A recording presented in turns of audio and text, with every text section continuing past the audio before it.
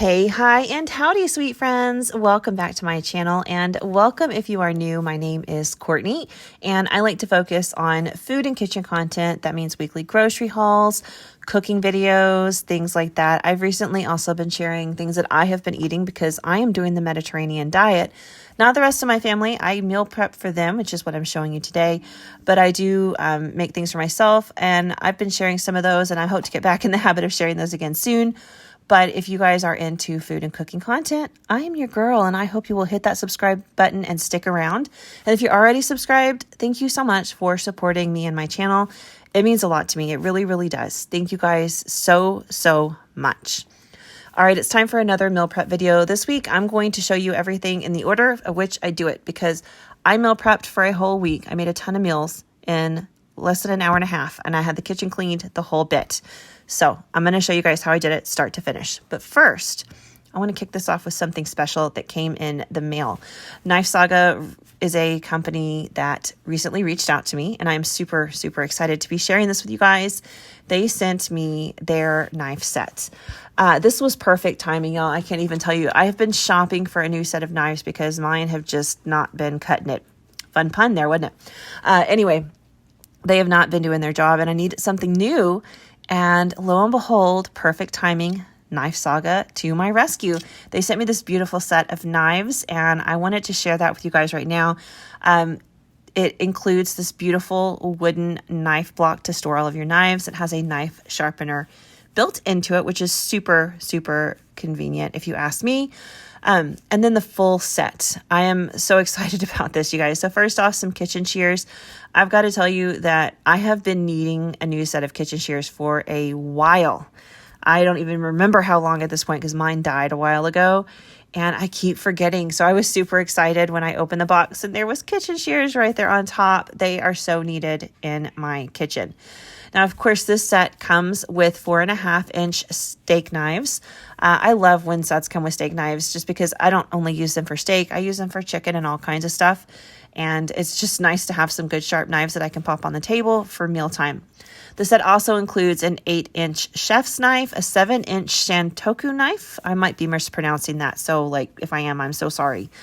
It also has an 8-inch slicing knife. I've not had a slicing knife before in any set, so I'm actually really liking that one. It's fun to work with and it slices beautifully. It also includes an 8-inch bread knife, a 5-inch utility knife, and a 3.5-inch paring knife. Now, typically, my go-to is always the biggest knife and the smallest knife. Those are my favorites whenever I get a new knife set, but I'm loving all of these so far. These are really nice. They are made with Japanese high-carbon stainless steel. As you can see, they shimmer and shine, and they're pretty to look at on top of everything else, but they are also incredibly functional and great at what they do. The blades are super sharp, and I'm going to show you in a second. They cut like a dream. Now, when you unbox it, you also get all kinds of user manual information telling you about the knives, how to care for them, what you should and should not do in order to have them last for a very long time. And you also get their lifetime warranty there. So they are backing their product, which is incredible. And a little card just telling you their brand story. I will link to this set down below in the description box if you guys are interested in purchasing it. I am loving them so much. Thank you so much, Knife Saga, for reaching out. This has been a blast, and I love this knife set. So now that we have opened it and looked at it, let's test the knives out. I love to do a good sandwich spread and a good veggie and dip board. So let's just kick it right off with one of the toughest things to slice, y'all, tomatoes. Watch this. It's like just slicing through butter. These knives are so sharp. They just glide right through those tomatoes, which I love. I absolutely love. You know, the most dangerous thing in the kitchen can be a dull knife, and these are certainly anything but dull. They just glided right through those tomatoes. And then I used these to go ahead and chop up everything I wanted to have available for both sandwiches and veggies and dip. I love these mini sweet peppers. They are one of my absolute favorites. They're great in salads. They're great on sandwiches. They're great in wraps. And they're great just dipped in some ranch dressing, which we're going to make here in just a second. We'll make some protein ranch because that is what my family has been enjoying lately. I just went through a couple of these peppers and sliced them up in little bite-size strips to dip in some ranch dip. My son likes to throw them on everything as well, so these don't last very long in my house at all. Next, I grabbed some romaine lettuce. I love the crunch of romaine. I think it's perfect in sandwiches. Now, I eat my sandwiches just wrapped in lettuce with no bread, which actually is really, really good. But I did go ahead and shred up a whole little head of romaine for everyone else so that they could go ahead and put this on their sandwiches, just so that everyone has something that they like. And don't worry, none of it went to waste, because in my home, we have guinea pigs and they love romaine lettuce. Next, I went to work on some onion.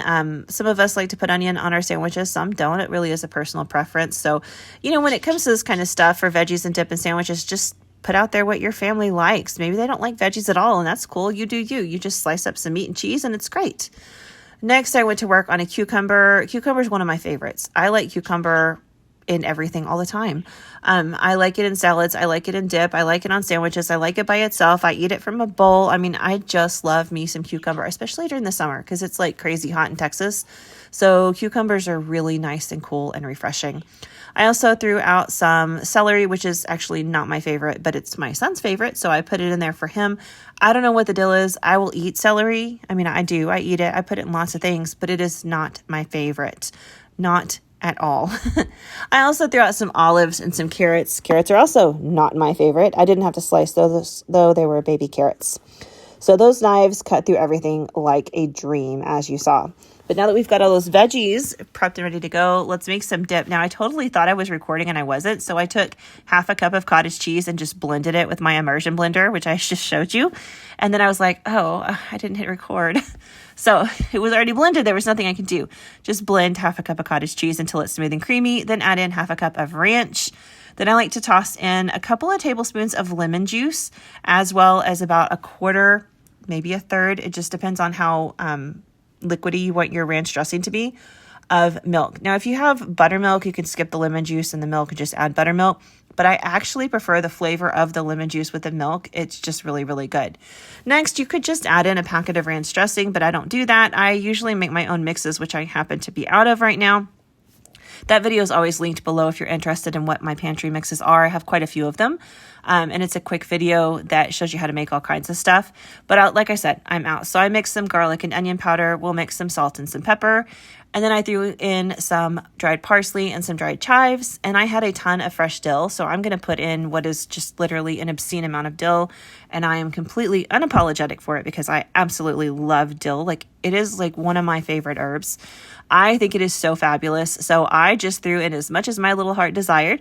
If you don't like dill, you don't have to put it in there. Maybe you don't like it as much as I do. You don't have to put that much in there. But this is what I like and this is what I do.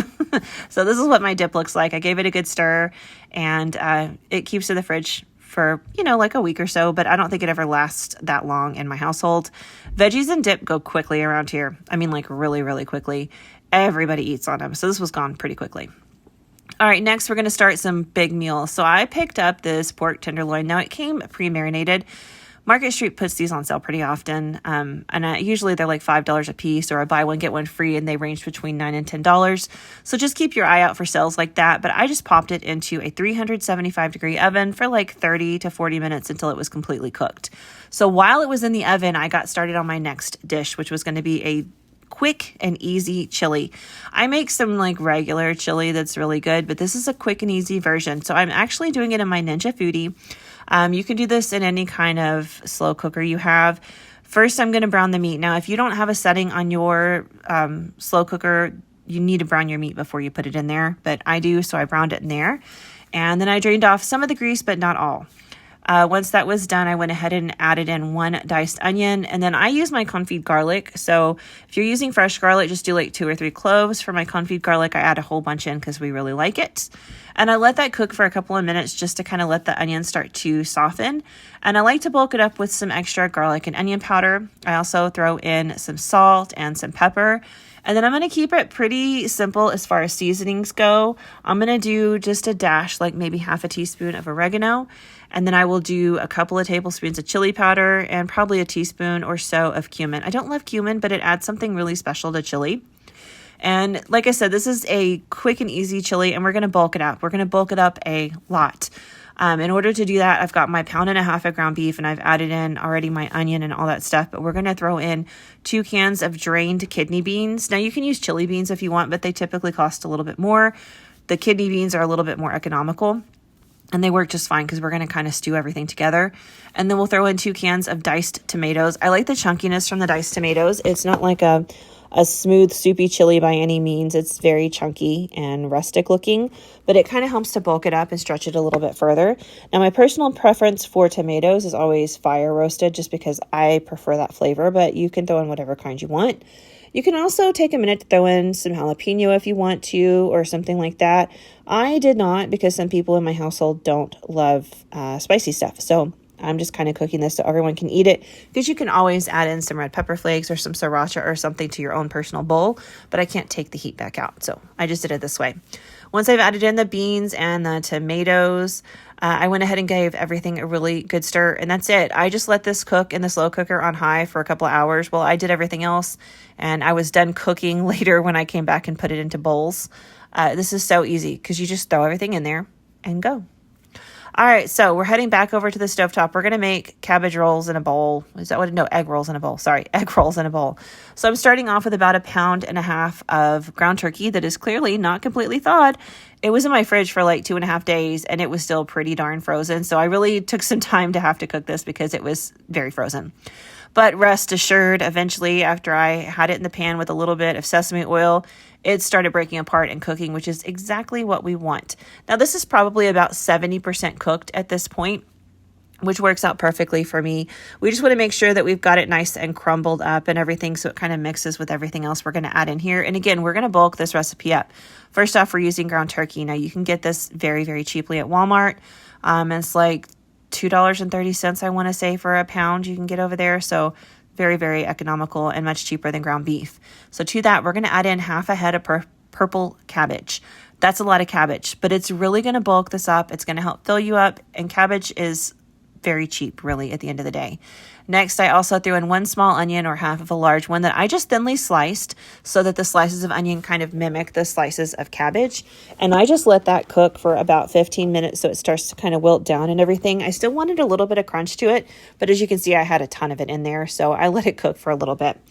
And then once it was done, I added in just a few simple things to flavor it. So I did a little bit of soy sauce, and I did some oyster sauce. My personal preference would be hoisin, but I have this oyster sauce that needs to be used, so that's what we're running with.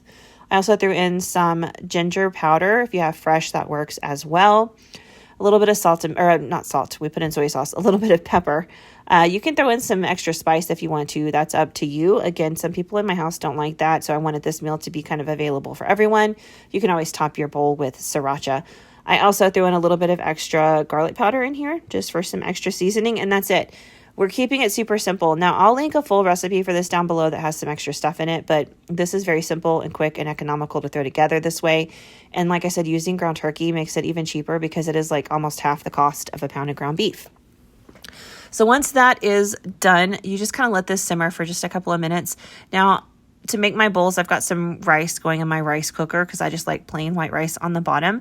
And I felt like I wanted more vegetables in here. So I've got this bag that I'm going to show you of these frozen mixed vegetables right there. And I'm just going to kind of cut this open and pour, once I put the rice in the bowl, I'll pour a layer of those frozen mixed veggies, and then I'll put the turkey and the cabbage on top of that. That is a giant bag of frozen veggies, but they're like $1 for that mix at Walmart. So it's very, very cheap. And that's what they look like at the end of the day. We've got our rice, our frozen veggies, and then our cabbage ground turkey mixture. And this was one of the first meals to completely be eaten. Everybody loved it. It really is super tasty, and it's simple. You know, sometimes the simple ones like this are the ones that people end up loving the most. But that is exactly what they look like when they're done. I went ahead and got them all set up and popped them in the fridge and got right to work on our last recipe. So our pork tenderloin is finishing up in the oven while I'm cooking this. We're going to start by cooking some onions. I've got a small onion, or you can do a large one if you want, or you can do half of a large onion. I just did this because I wasn't sure how many meals I was going to make. If I were to do this again with the same size pork tenderloin, I would do a whole large onion. And I wanted to make an onion gravy. Now, you can use a packet mix if you want to. I'm going to show you really quickly how to just throw one together. We're going to not quite caramelize, but mock caramelize our onions. So I've got some butter in the pan, and I'm going to throw the drippings from the pork tenderloin right there. throw those in there for some extra flavor. Now, while those onions are cooking, I am slicing the pork tenderloin. Look at that. This was just so tender and juicy and amazing. It was a mushroom steakhouse marinade that was on the outside. Of course, if yours is not marinated, just like Montreal steak seasoning would be great, or just salt, pepper, and garlic powder is perfect. But this was so, so good. I will definitely be buying these a lot more often, just because look how much meat was there for $5. This made so many meals. So now back to our onions. They've started to caramelize and brown. So I turned off my burner because I have a gas stove. I turned off my burner and I added in just a little dab of sherry. You don't have to do that. You could just throw in some beef broth and it's fine. I have this sherry in my fridge, so I'm trying to use it. So I just went ahead and poured some in there. But again, beef broth with a little bit of Worcestershire works just great. I let that simmer for just a couple of minutes to kind of cook the alcohol out of it. And you can see it's starting to thicken up and everything is looking so beautiful. And I got to tell you guys, these onions made my house smell amazing. They smell so sweet and caramelized and delicious. But we're going to turn this into like a saucy gravy situation. So let's throw a little bit of butter in there. That's actually just about a tablespoon because we already had a little bit of oil in the pan anyway. We just needed a little bit more so we can start to bake our roux. Once the butter has started to melt and liquefy, we'll go ahead and add in some flour. Now, the typical ratios are like 2 tablespoons of butter to 2 tablespoons of flour, but I've got a little more than that probably going on here because I have some extra liquid in here. So I probably did closer to 3 tablespoons of flour, and I had previous butter in there, so I probably have about 3 to 4 tablespoons of butter in total. But I just kind of do mine by sight as well. I was just adding it and mixing it until it got to this thickened consistency that I was looking for, where it's coating everything. But it's not like super, super dry because I'm not looking to make like a super thick gravy. I want it a little saucier. Next, you want to add in some beef broth, which I don't have. I just use bouillon. So I just added my bouillon in here because toasting that powdered seasoning mix actually makes it taste even better. Just a little pro tip there. It really helps to toast any of your dry spices and seasonings. It just wakes them up and brings them back to life. And next I added in 2.5 cups of water, and I just kind of let everything come up to a simmer.